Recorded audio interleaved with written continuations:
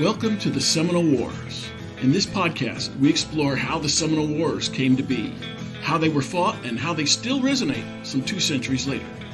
I am your host, Patrick Swan, and our show is a production of the Seminole Wars Foundation, found online at www.seminolewars.us. We are recording today from the homestead of the Foundation in Bushnell, Florida. Thank you for listening. Hello and welcome. We have learned in passing in these podcasts about several prominent Black Seminoles of the Second Seminole War. Front and center among these has been Abraham, John Ceasar, and John Horse. We have caught some fleeting glimpses of each of these individuals.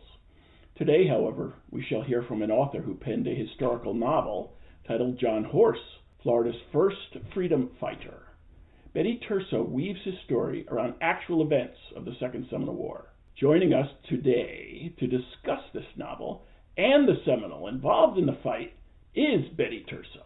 Betty, welcome to the Seminole Wars. Thank you, and I'm very glad to be here. In your book, are all the characters actual people who lived in Florida and fought for, or both? Yes, I had a fictional character.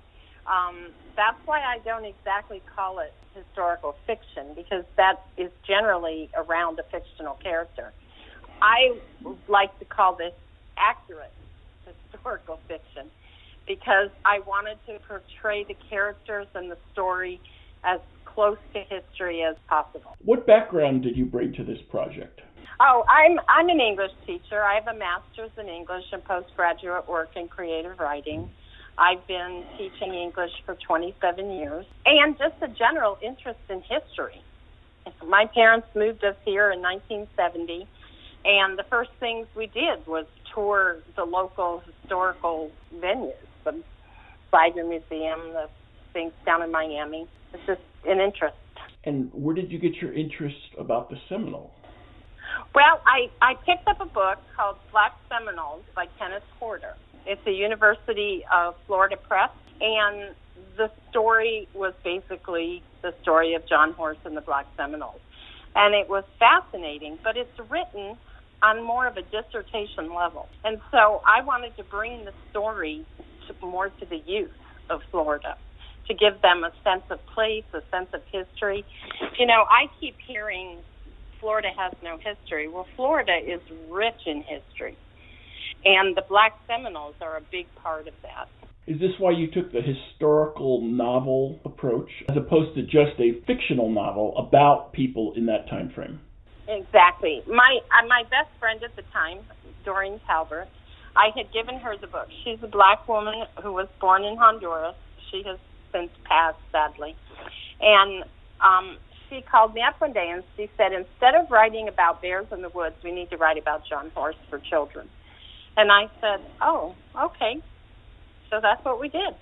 So we basically traveled around the state to all of the sites just to kind of pick up what we could pick up. We talked to the different park personnel and whatnot at the different places. And I researched. There's a wonderful website called johnhorse.com that has the whole rebellion on it. I have an entire library of Seminole books researching this book. And so, yes, I wanted it to be accurate for the youth of Florida. Who is the intended audience for this book? Young adults.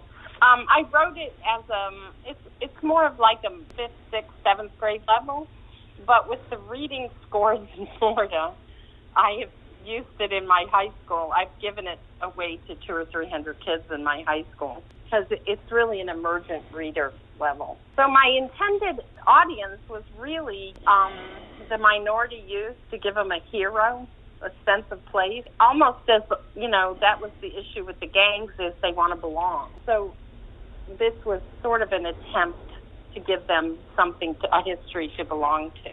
Betty, I mean this in a good way, but it's easy to read. Oh, thank you. I intended that, but... I mean, because it gets right. It has interesting stories. The flow is fast-paced for folks, and lots happened. Well, you know, John Horse he was such an amazing character, and he was a likable character. People liked him. Even the Army Chronicles do not speak badly of John Horse. I took the story of the turtles and use that as a jumping off point. Yes, and we'll discuss that in just a moment. What I wanted to establish first, Betty, is how you approached the dialogue that you used. Now, some of the dialogue is actually quoted from Army Chronicles. So, I spent a lot of years researching this because all the documents tend to be from the Army and the American point of view, and I wanted to turn it around to be from John Horse's point of view. So most of what Osceola says is documented in the book. The rest of it, I imagined, you read the things about the events. And so I just kind of tried to imagine what they would be thinking. There's lots of information on their personalities, so you can I kind of turn it around and have it come back from them, what they would say, what they would be thinking. Right. What liberties did you find were necessary to take with the actual historical record? Well, to make the story flow, there are a couple of holes, like his mother. We don't know who she was. It also appears that he had a family prior to the one in the book, because the one in the book, he really didn't meet her and marry her until after he had gone to the Indian Territory and then came back as an interpreter for the Army. And that's when he met and married his wife. So I kind of just inserted her in the place of the first wife because we know nothing about her and nothing about the family. We assume they probably died from fever or whatever, something. We just don't know. Osceola's wife. Osceola's wife. There's some controversy as to whether she was actually kidnapped. But there's so much documentation that she was, but then there's a lot that says no, that was made up by abolitionists to gather, sympathy.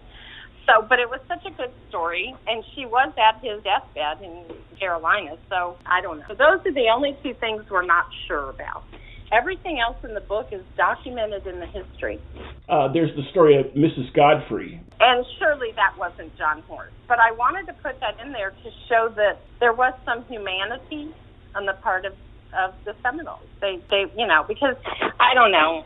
As reading as a child's book, I left out a lot of the violence, a lot of the alcohol, a lot of, people say I should write this as an adult book because there's so much alcohol, so much violence. John Horse's best friend, Okeechobee Wildcat, used to get drunk and sell the Black Seminoles, and then he would steal them back. He just wanted to keep drinking. Things like that I didn't put in a children's book.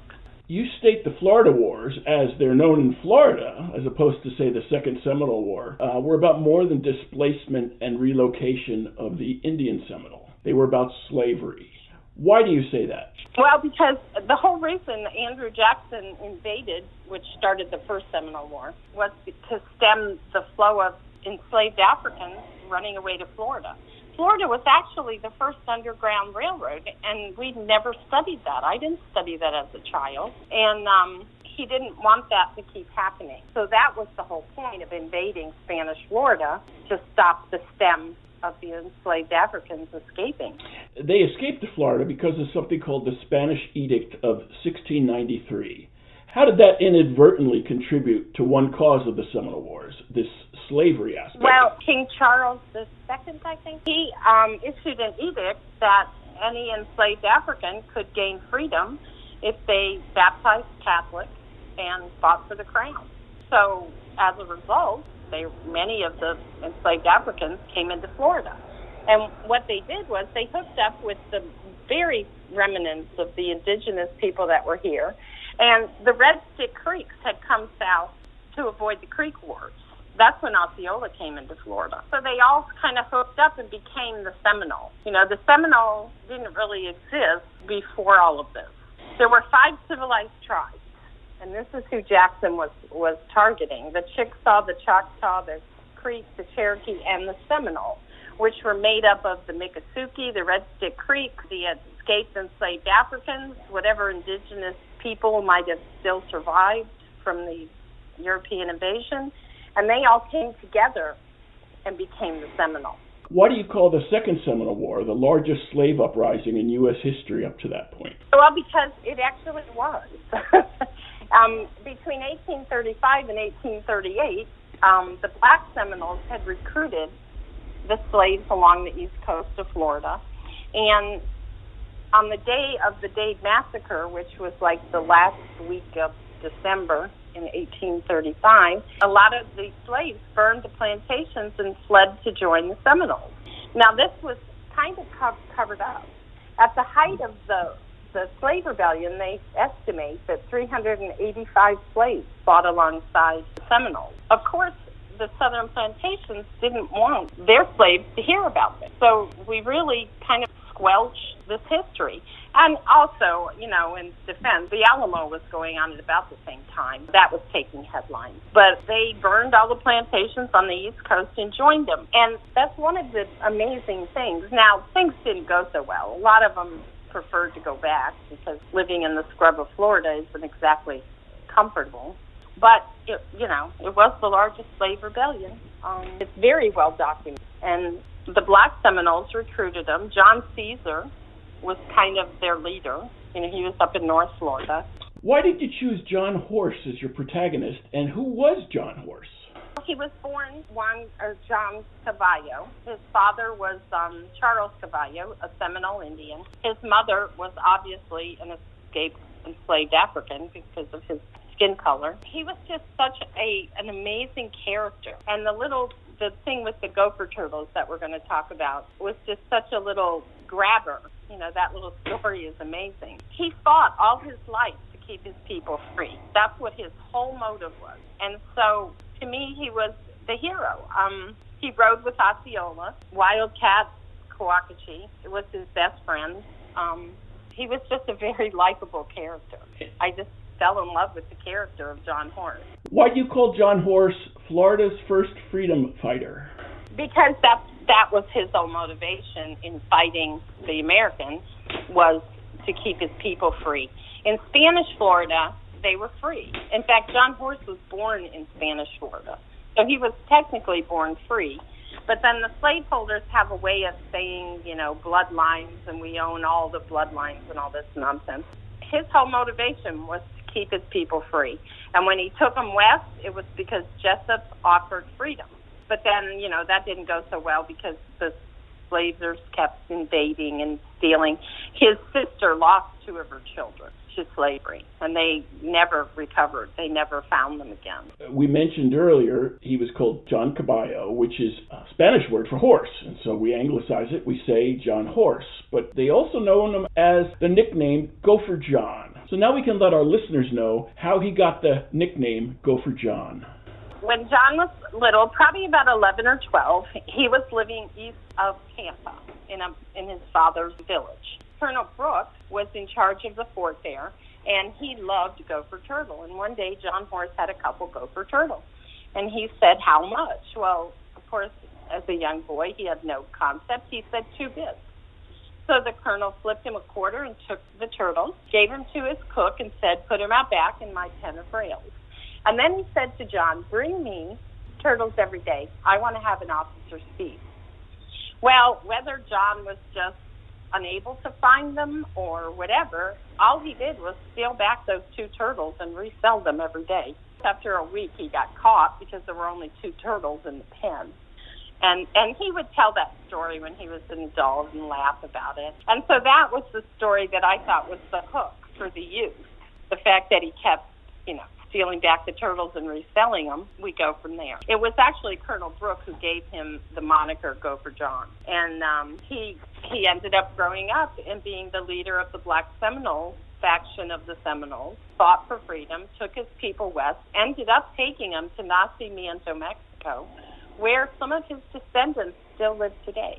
Now you adapt John Horse to be the Seminole involved in a sparing of the life of a Mrs. Godfrey and her children during a bloody raid. That happened. It was during the rebellion.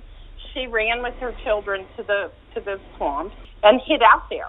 Well, she was nursing a child, but with no water or anything after a few days, and she was so afraid the child would cry and give them away. Because, the Seminoles were bloody. They would have massacred them all right there. Well, an escaped slave, I would assume, found them, and he was bringing them provisions. And then when he said it wasn't safe anymore, he kind of led them to where they could see the lights of St. Augustine. And so she got to go there and was saved. And the only reason I put it in the book, well, it's a true story. Mrs. Godfrey, freely shared the story. She didn't know who her Savior was. And I just wanted to show the humanity. And John Horse would have done that. John Horse was a kind person. He had a sense of humor. He would have done that. And I wanted that event in the book to show the humanity of the Seminoles.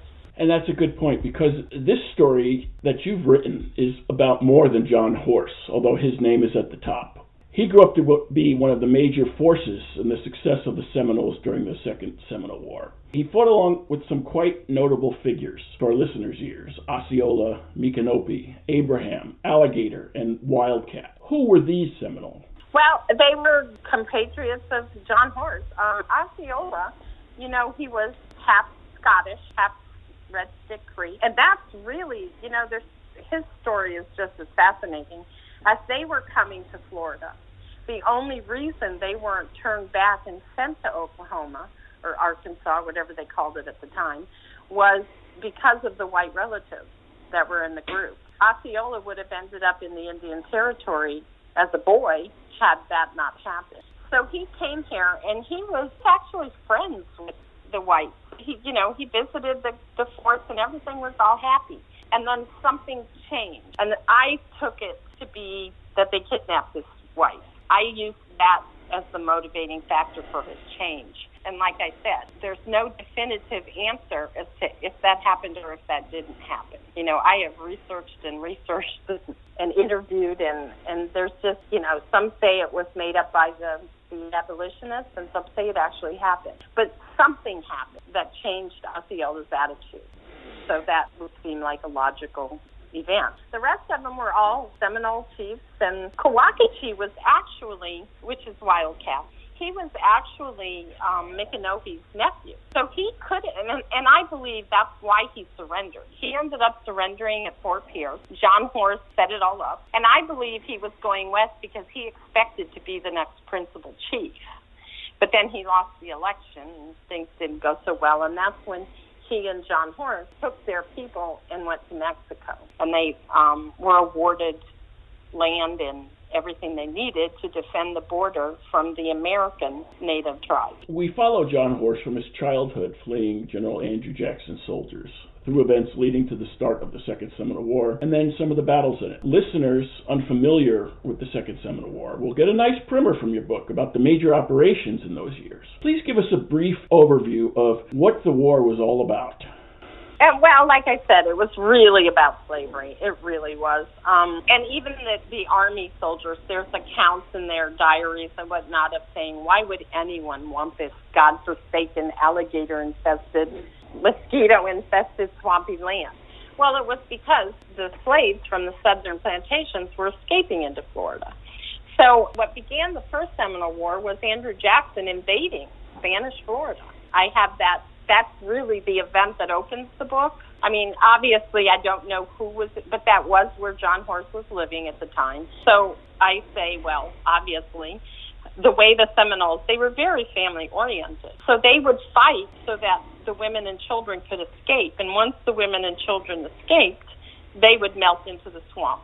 They were not a people who would fight a losing battle. They were smart fighters. They were guerrilla fighters. We learned of that with the Vietnam War. Attack and escape. And then to boot, the Army had the American musket, rifles, whatever. The Seminoles purchased theirs from Cuba. So they had the Spanish rifles that had a longer range. So really, their method was to shoot and back up. And when the bugle sounded for the charge, they just melted away. They weren't going to do a one-on-one combat if they didn't have to. And then they started negotiating. Of course, they changed the wording and told the Seminoles they were signing one thing when they were signing another thing. But the Seminoles never had any intention of leaving. They were never going to leave Florida. How they finally got most of them to go was they bribed them. Congress allocated $2 million to bribe the chiefs to leave. So that's basically the war. The Miccosukee, after the Battle of Okeechobee, they went down around the other side and they hid out in the middle of Florida for a long time. And then the Muskogee, where Okeechobee is now, they were hidden out there. But the main force of Micanopy's people went west. So why did you conclude this after the Battle of Okeechobee? Because I was making it a Florida story. Now, there is a whole another life in Texas, Mexico, back to Florida, back to Texas, back to, Mexico. There's a whole other story of John Horse after this. I was making this the Florida story. So that's why I ended it there, because I was really writing it for Florida history. You also wrote that Okeechobee was the decisive battle that essentially ended the Second Seminole War. The newspapers of the time called it a glorious victory for General Zachary Taylor. So explain the contradiction there. Well, basically, the Seminoles, Cowacochee, John Horse, all of the comrades, they were locked up in the Castile de San Marcos in St. Augustine, and they escaped. And they went to the headwaters where Sam Jones, the Miccosukee chief, was organizing everything. And they prepared the battlefield. They sent out people to be captured, point where they were. So when Zachary Taylor and his troops got there, they were basically massacred. What happened was the Seminoles, they cut the sawgrass so that they would funnel them to their sharpshooters. And, of course, that's the way they came. Well, they had to come through a swamp, and as soon as they stepped out of the swamp, the Seminoles opened fire. They claimed victory because the Seminoles, after the massacre, they just jumped in the boats and left. They were in the middle of Lake Okeechobee by the time the army was going to charge them. They also captured horses and cattle and whatnot that the Seminoles had there. But the soldiers advanced across the prairie into the swamp. Came out, 400 Seminoles opened fire. This went on for 3 hours.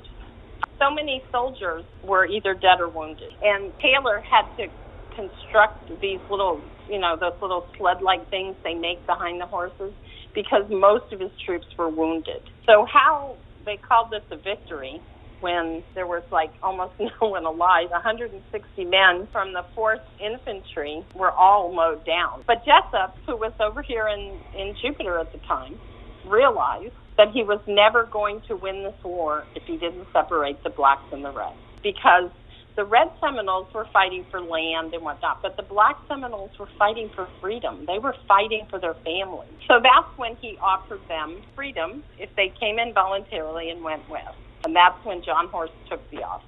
But John Horse didn't stay long. He came back. Now, this is after my book. He came back as an interpreter, but clearly he was in contact with all his old buddies because he's the one that negotiated Cowacochee's surrender. That's when he married his wife. And so when Cowacochee surrendered, they all went to west again. John Horse took whoever he had with him and they went back. But things weren't going well because Cowacochee didn't win the election. The chief who did win it, he viewed the Black Seminoles as a money-making thing. So that's when John Horse picked up his people and went to Mexico, and Cowacochee followed.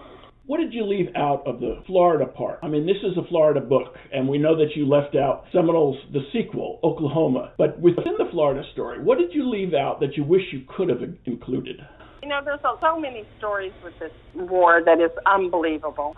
Like when Cowacochee surrendered, he was dressed as Hamlet. I mean, you can't make this stuff up. John Horse, they all were being chased to an island in the army, but I don't have all the details. The army surrounded them and said, well, we're just going to starve you out. So every day for 2 or 3 weeks, they watched the cook fires burn. And then finally, the cook fires stopped burning. And so they made their way to the island, and there was only one elderly woman who had died. She had been lighting the fires. The Seminoles never stayed there for 1 second. It was amazing that they could pass these soldiers, and the soldiers never see them. They were very good at moving through the swamp. Betty, what did you learn from researching and then writing this book? Mostly just the whole history of the Seminole Wars and the fact that, our history is certainly not complete. They say the winners write the history. Just the inhumanity of the Army, of the arrogance of the U.S. government to say, okay, we're going to come here now, so you all just go west. When Andrew Jackson issued the edict to move them all west, that in itself is arrogant. The Cherokee tried to fight in court, which of course they had no chance in, white man's court. The rest of them went peacefully, but the Seminoles fought. So the Cherokee fought in court and the Seminoles fought on the battlefield. And they are the unconquered people because they never surrendered. They were bribed to go west. How was your book received once it was published? Sent it up to a Florida Association of Publishers, and it won a silver medal, which I was surprised. I know it was written well enough. As an English teacher, I can judge that. And local people, I've been in the newspaper several times. Mostly, I did write this book for education. I did not write this book because I thought it would be a great moneymaker or anything like that. And like I said, I've given away 300 or 400 copies. A kid will say, "Miss, you wrote a book," and I hand them the book. They'll read it. I'm happy. I priced it on Amazon at the lowest possible price Amazon would let me price it. I self-published it. I sent it off to Pineapple Press, and they said it was too big a project. They would love to do it, but they couldn't handle the project. So that's when I self-published it, and there we go. It's always been well received. I've lectured for the We Are Florida Black History Project at local libraries and bookstores, and it's really a labor of love on my part. It really is. I just want people to know who John Horse is. I want kids to have a hero, and that's why I wrote it. And a legitimate hero, not a made-up one. Right. Betty, you mentioned Amazon. So people going to Amazon can either get a hard copy or a soft copy, or they can get it for their Kindle. That's correct?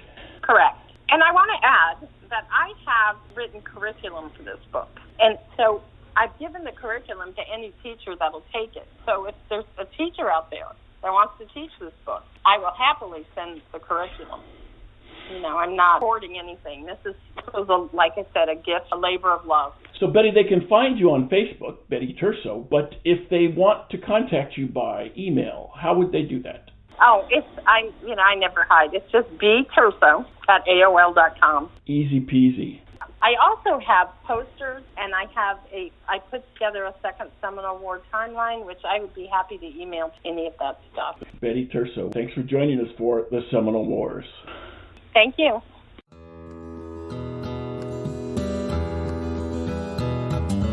If you enjoyed this show, please take a moment to like us on Facebook at Seminole Wars Foundation. Leave a review on iTunes or your favorite podcast provider. Your reviews and comments help new listeners discover us and help us keep the show going. Visit our website at www.seminolewars.us for blogs, articles, news, books, events, membership information, and how to subscribe to this podcast. We'll be back soon with a new episode of the Seminole Wars Podcast. The Seminole Wars Foundation is a 501c3 nonprofit organization dedicated to preservation, education, and publication of Seminole Wars history throughout the state of Florida. This podcast is copyrighted the Seminole Wars Podcast 2020, all rights reserved. Front bumper music, The Devil's Garden, Roast 'em, provided by kind permission of Reedy Youngman. Back bumper music, Second Seminole Win, by Jed Merrim and Ricky Pittman, courtesy of Ricky Pittman, all rights reserved.